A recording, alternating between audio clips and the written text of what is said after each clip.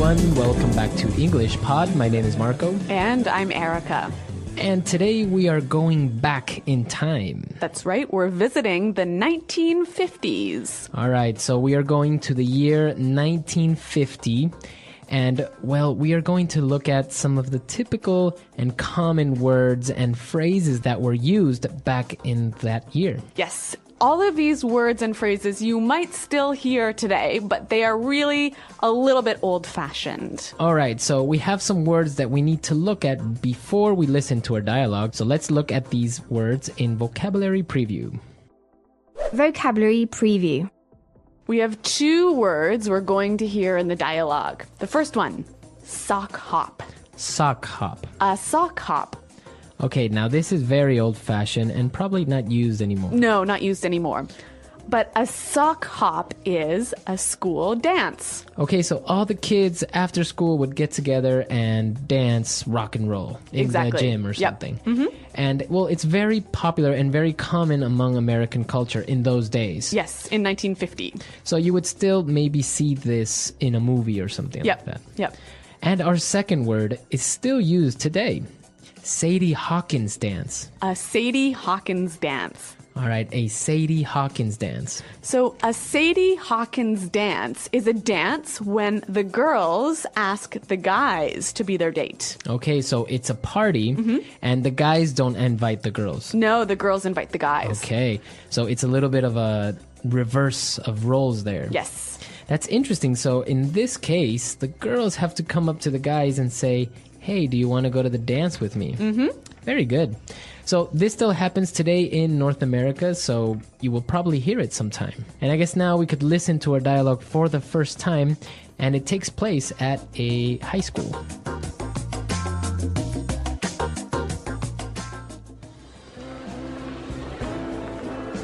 Hey, Tracy, how are you doing? I'm swell, Sandy. Hey, listen, you want to go to the sock hop with me this Friday? It'll be a blast. First of all, it's the Sadie Hawkins dance. The girls gotta ask the guys. Also... Oh, right. So, when are you going to ask me? I've had my eye on you for a while. Hey, buddy, ease off my girl, man. Or do you want a knuckle sandwich? Cool it, guys. Your girl? Says who? Says me, Pipsqueak.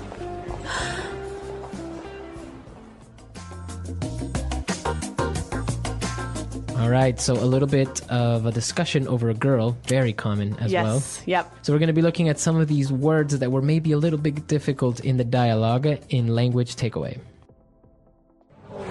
Language takeaway. Well, we've got 5 phrases and words from the dialogue. Now, the first thing we heard was Sandy said, "Heya." Heya. Heya. All right, now an interjection, a way of saying hi, but very old-fashioned. Heya. Yep. Basically, hi, you. Or hey, you. Yep. Okay, so heya. I guess you would still use it today, though, right? Yeah, it's still a normal way to greet someone. All right, very friendly. Mm-hmm. Okay, and what about our second word? Well, Sandy asks Tracy, "How are you?" And Tracy replies, "I'm swell." I'm swell. Swell. I'm just swell. When you are swell, you are great. You're great. And again, swell is an old-fashioned way of saying I'm good or I'm great, but you would still hear it. Yes. And it also is used to describe things. That was a swell party. Okay, swell. Yep. All right, now for our next word. They got into a fight, and Tracy said, "Cool it, guys." Cool it. Cool it. Cool it.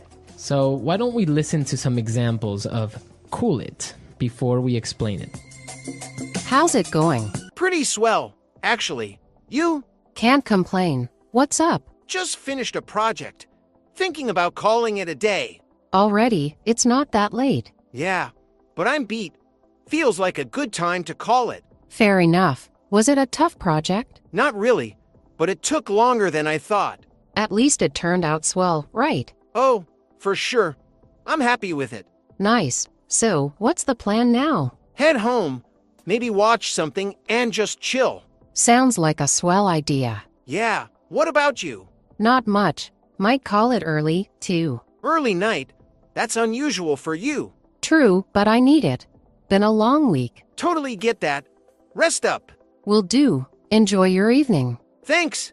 You too. Let's call it. Then, Yep, let's call it. Take care. You too. Bye. All right, so cool it, guys. Basically, it means Relax. take it easy. Yeah. Don't get into a fight. Okay. This is one my dad used to say to me and my sisters all the time. Cool it, kids. Stop fighting. Very good. So it is still very commonly used, I would say. Yep. All right, now for our last two words. These are a little bit more old-fashioned. Yes, straight from 1952. They talk about a knuckle sandwich. All right, he says, do you want a knuckle sandwich? A knuckle sandwich. What are we talking about here? All right, well, on your hand, Yeah. you have, above your fingers, you have your knuckles. Okay, so those are the bumpy parts on my hand. The bones on the top part of your hand. So he's basically saying, do you want me to punch you? Right? Do you want me to hit you with my Yes. hand, with my fist? So it's a very informal way of saying a punch, knuckle sandwich. I'll give you a knuckle sandwich. Right. And for our last word, Tommy called Sandy a pipsqueak. Pipsqueak. Pipsqueak. A pipsqueak. Now, this is kind of an insult, but again, very old-fashioned. Yes. A pipsqueak is a very small person, right? A small person who is not strong. Okay. Or not powerful. So a small and weak person. Pipsqueak.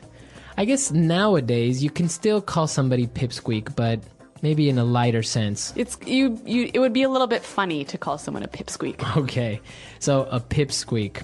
Why don't we listen to our dialogue again? We're going to slow it down a little bit so you can get all these words that we just looked at, and then we'll come back and look at some phrases.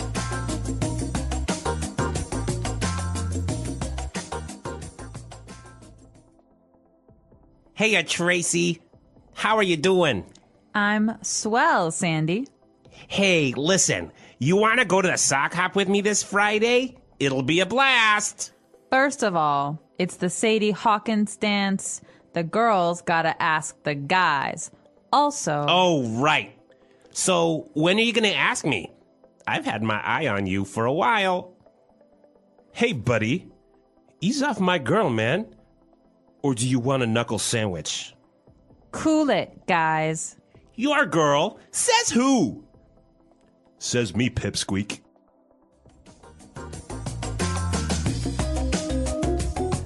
Okay, so that was a little bit easier to understand, but some great 50s style phrases and words. So why don't we look at some of these phrases now in Fluency Builder?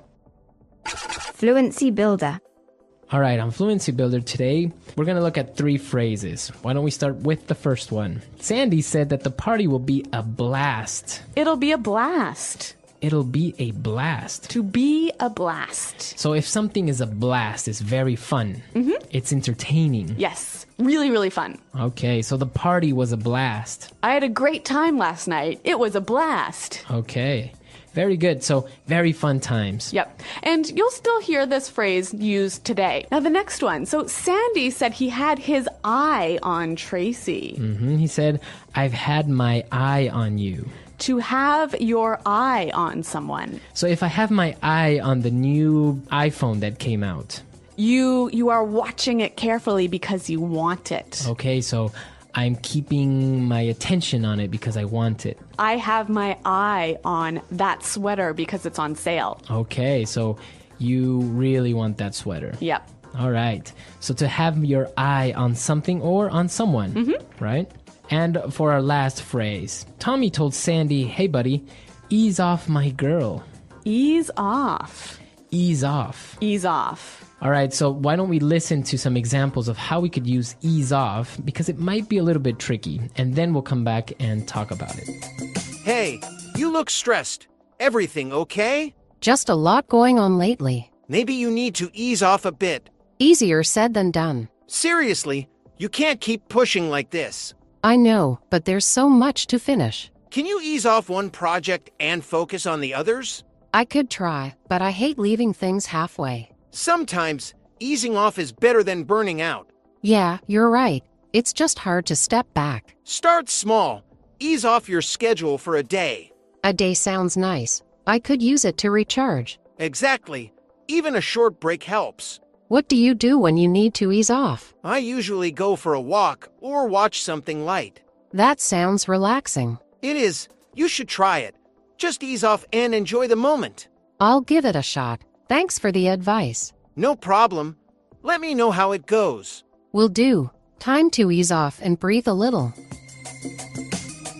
Okay, so it looks like you say this phrase, ease off, when somebody is putting pressure on you or doing something to you that they shouldn't. Right. Maybe they're being too intense or Yep. maybe annoying you. Mm-hmm. So you tell them, hey, ease off. Yeah, relax, stay back. Stay away. Very Yep. good. So ease off my girlfriend. Ease off the fatty foods. All right. So take it easy. Stay away from. Yep. Okay, so some great phrases there. I think it's a good idea for us to listen to our dialogue one more time, and then we'll come back and talk a little bit more about the 1950s.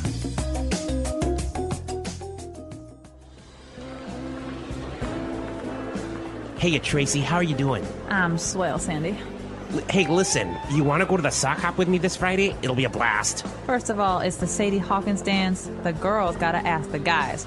Also, Oh, right. So, when are you going to ask me? I've had my eye on you for a while. Hey, buddy, ease off my girl, man. Or do you want a knuckle sandwich? cool it, guys. Your girl? Says who? Says me, Pipsqueak.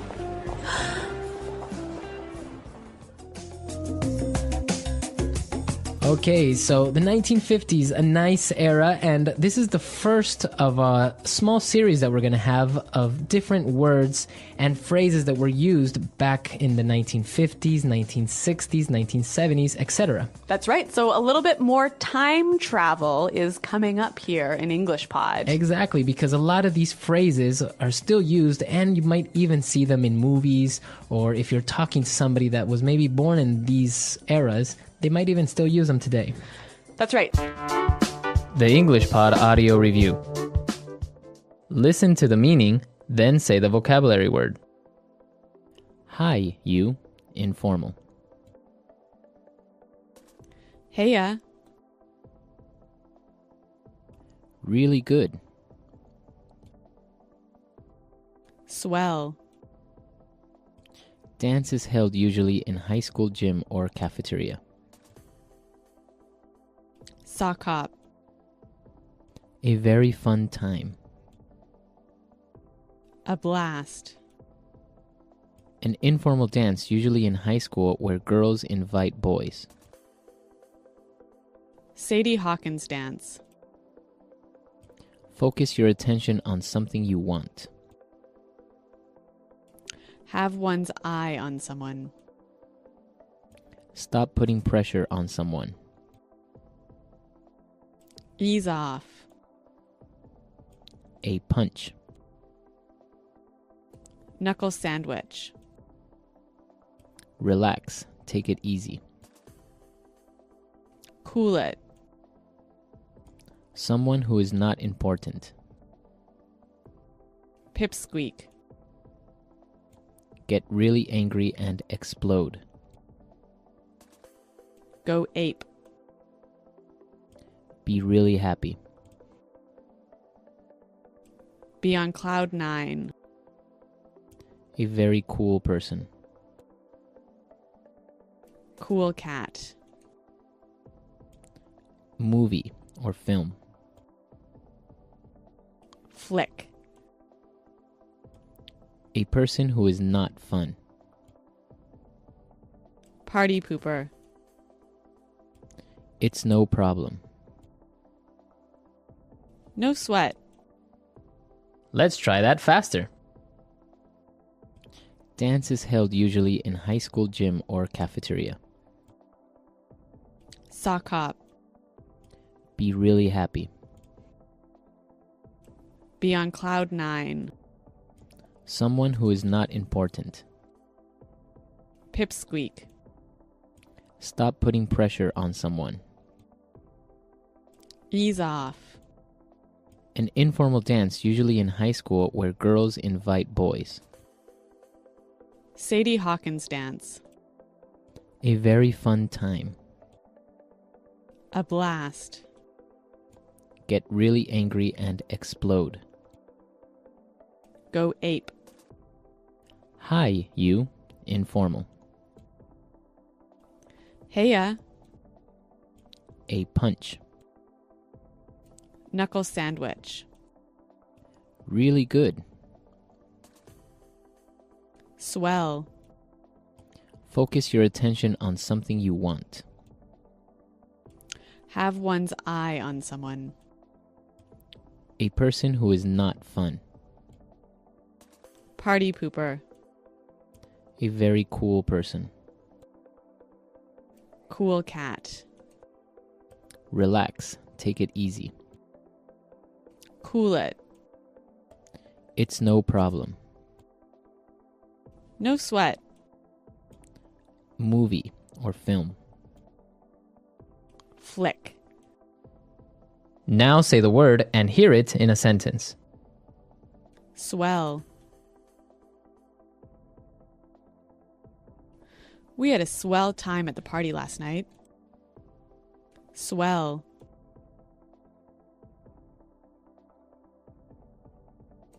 I don't know why you don't like Tim. I think he's swell.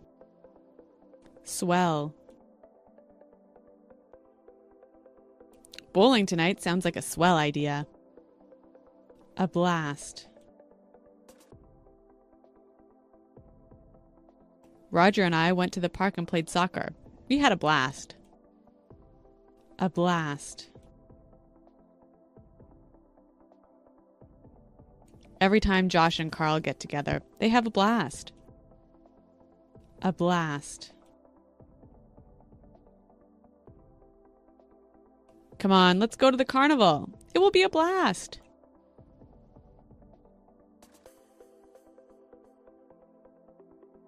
I've had my eye on that car for a long time, and now I'm going to buy it.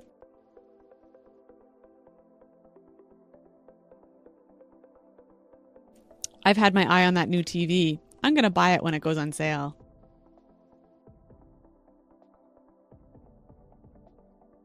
Wendy had her eye on that boy since high school, but never asked him out.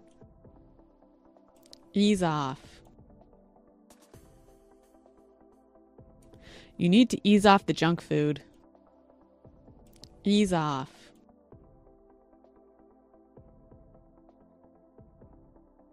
Matt is putting so much pressure on me these days. I wish he would ease off. Ease off.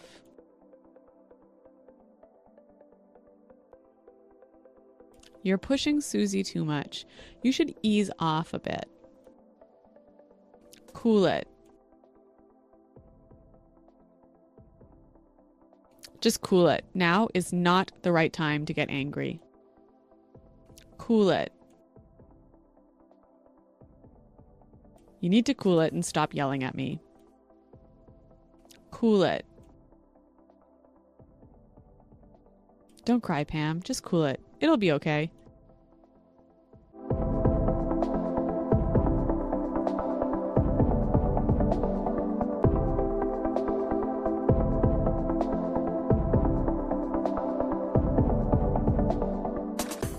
The question beneath the noise.